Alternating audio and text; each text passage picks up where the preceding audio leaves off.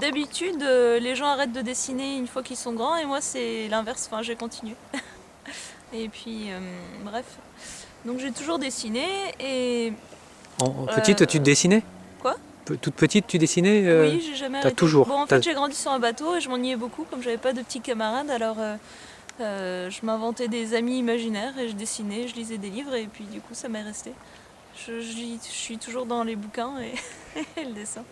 Et après Et après, en fait, au moment de faire mes études, je sais que je voulais dessiner, mais en fait, j'avais pas compris que ça pouvait être un métier sérieux. Alors, j'ai fait diverses choses.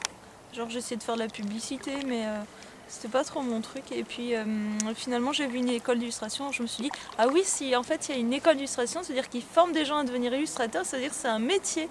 Et donc, voilà. Et je l'ai faite. Et c'est à Lyon et c'est très académique. Et maintenant, je sais dessiner n'importe quoi sous tous les angles, normalement.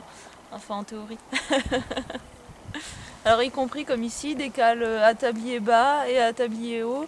Et voilà, je peux même faire des poissons qui sautent. Là, il n'y en a pas, mais je peux les dessiner. Quelles sont les différentes étapes de la construction de tes dessins?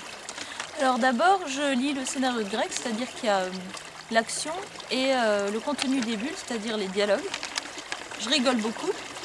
Après, je commence à faire un découpage, c'est-à-dire que je fais mes pages en tout petit pour avoir une idée de la composition des pages et de combien il y a de cases par page et à peu près de ce qu'il y a dedans. Voilà, des grandes cases, des petites. Et puis, une fois que j'ai fait ça, et ben, en fait, je fais les pages directement au crayon sur un papier très moche et très pourri.